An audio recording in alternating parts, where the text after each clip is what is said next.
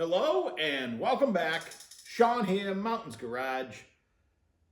On a beautiful sunny day, looks like a nice stretch of weather coming up. Finally, it's been pretty rainy. We went from early drought conditions right after winter to every body of water I see is full, including a puddle in my front yard, which is somewhat unusual. I had the door open early, doing a bunch of errands, and some kind of flying menace flew in. I can hear it buzzing. You might too. But today we're going to go back in time, up to present day. It'll be a quick video talking about tractors for your home use. I was a heavy equipment mechanic and ran a lot of equipment, and you get kind of spoiled by the fact when you're driving a giant loader or operating an excavator, when you pull the handle, things are happening. When you buy a piece of equipment for home, your experience may differ. So, 20 years ago this month, I bought the new to me first a piece of equipment I owned. I was building the garage at the time, and 20 years ago this month, it was still raining.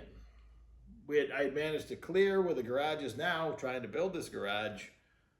The slab was ready to be poured, and it poured all right, rain. Wettest spring I ever remember. It was awful. Finally got the slab in late June, and by 4th of July, my brother and I had laid the blocks, and we started building after that. By Labor Day, we had it closed in. Just he and I. And I'm forever grateful for that. It was awesome. It was a fun summer, and it was a lot of work.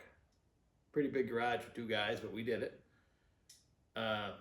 He had carpentry skills. I did not, but we're supposed to be talking about tractors. So with the rain and the property and everything's tore up, I hired a guy just to do the area where the slab is with his little excavator and to put a driveway in, etc. But I had a lot more to clear and no way to do it other than a shovel. So I shopped around, and there was a Kubota dealer right here in my town, or next town over technically.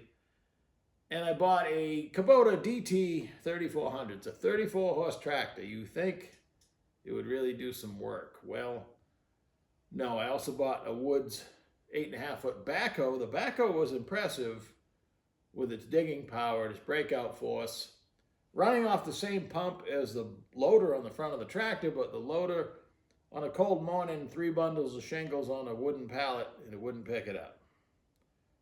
My buddy had the same tractor. He actually shimmed up his relief valve, and his loader works better. But I had that tractor 5 years. I thought, tractor, they sit outside, right? So when you buy it, it's sitting outside. But in 5 years, it was starting to look kind of weathered too.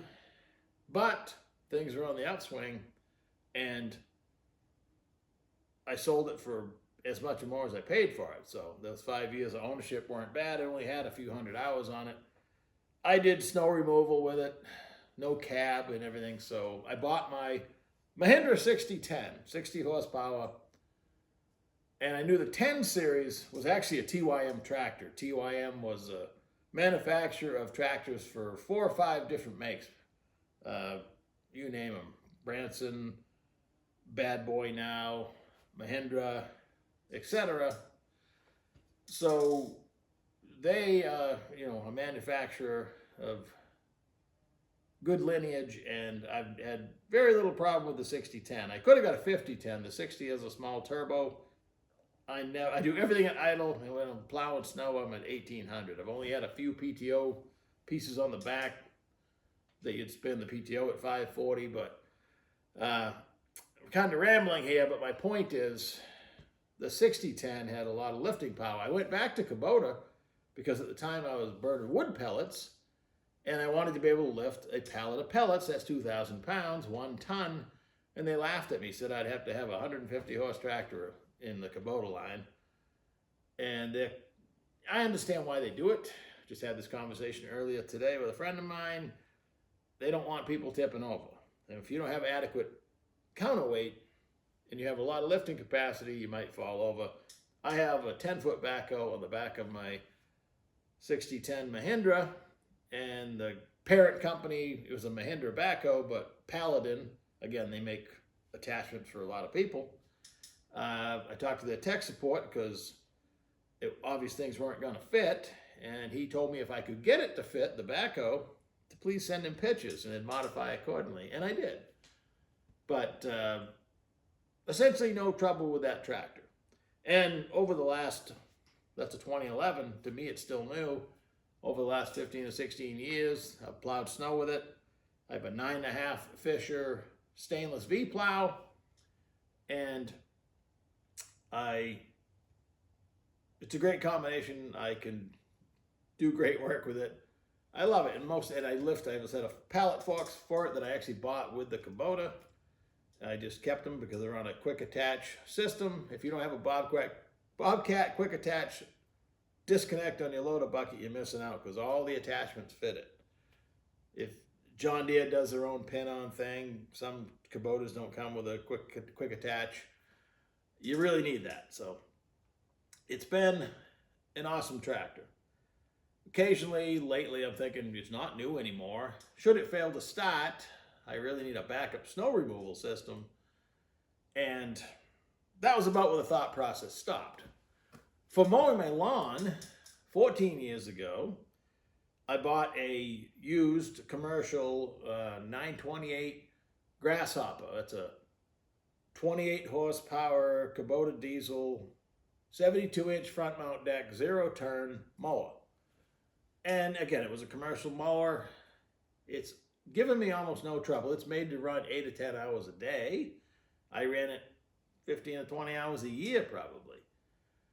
And it sat outside. It really required no maintenance. The seat was starting to go, and of course the paint was faded. But wherever I finished mowing last fall, typically I would mulch up the leaves in the fall. I'd pick a good spot to park it, shut the key off, and in the spring I just hit the key and drive away and stop mowing, which is what I did this spring. I mowed the first time. Excuse me, it started right up. I mowed the yard. Everything was fine. The next week, again, it's been raining, then the sun comes out and it got hot and it rained, and the grass is growing tremendously. I went to mow again, and the mower deck seized up. Now, that's lack of maintenance on my part. I should have been servicing the gearbox, but it's kind of down underneath, and it didn't look like it was leaking.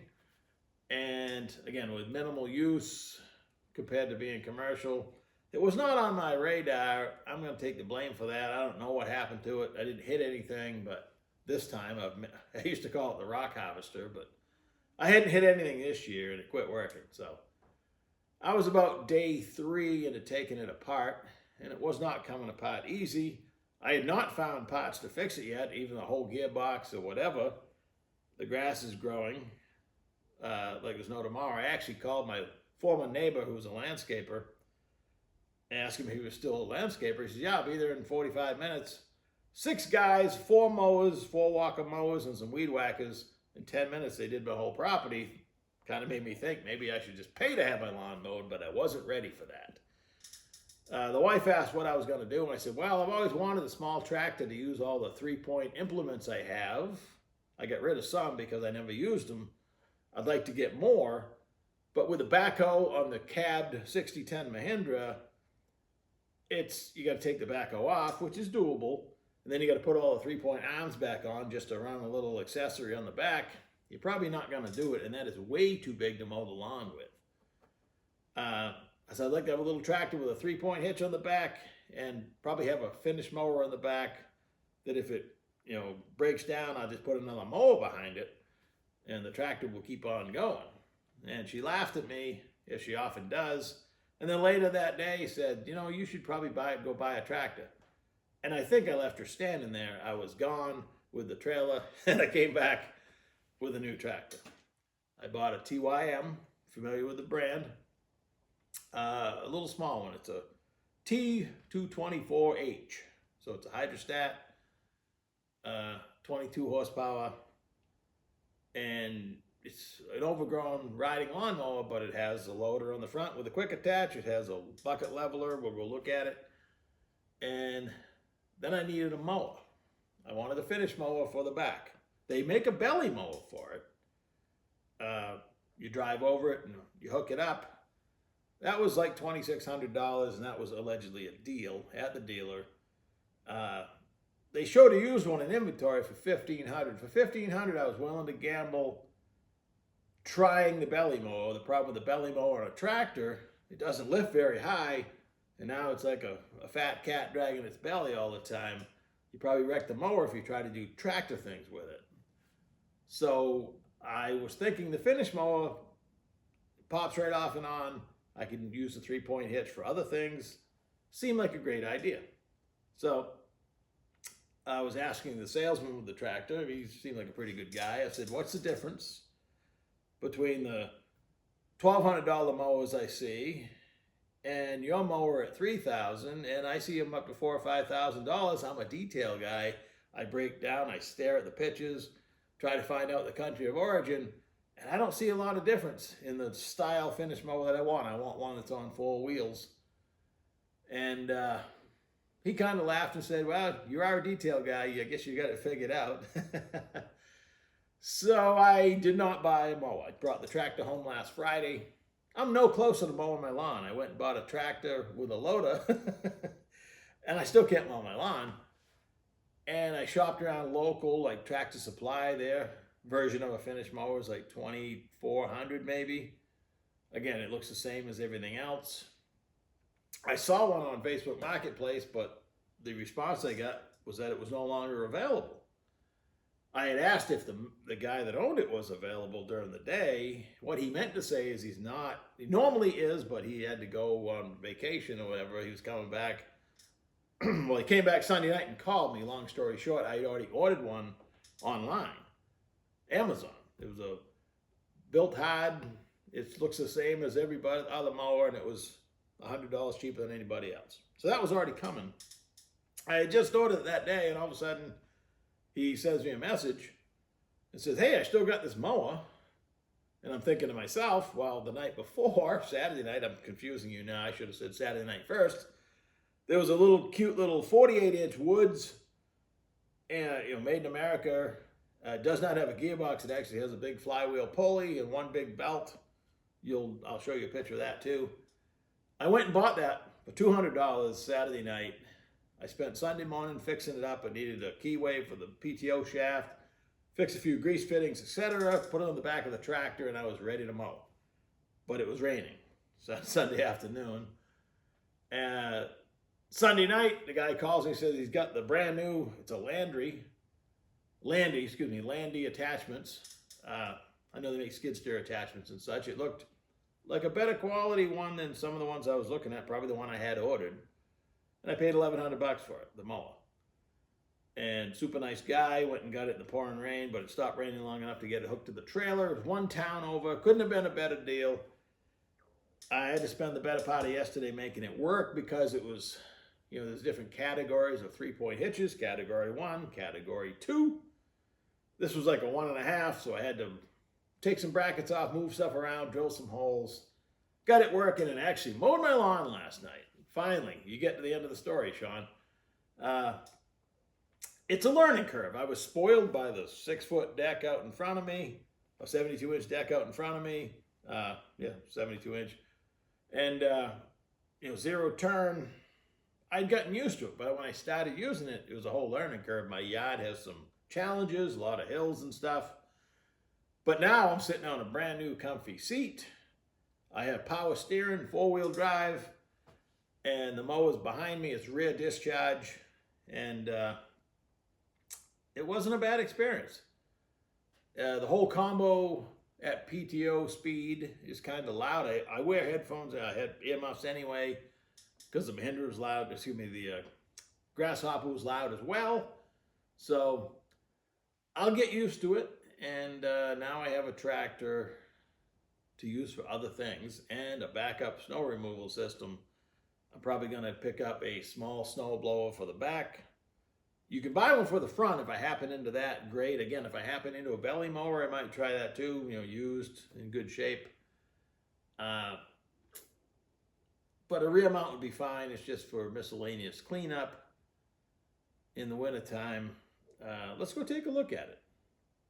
Looking for small attachments is fun. They're a lot less expensive, and it's all I've seen in the 20 years looking for big attachments for a big tractor.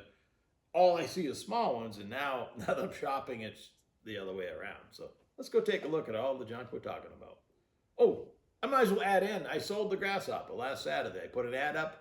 First guy bought it within an hour, so it was a good deal. If you know the Grasshopper mower, it's called the tank of lawnmowers. I mean, the deck is 1/4-inch steel, Kubota diesel. It's made to run a long time, and they cost a lot of money, so it was a good deal for somebody to fix up. And I didn't have to put it back together. I had it almost all apart, and I like to finish my jobs, but in this case, it did not hurt my feelings. I got a lot to do this spring. There's that bug. And it went right by the camera. And I'm just glad the parts left in a box. So let's go look.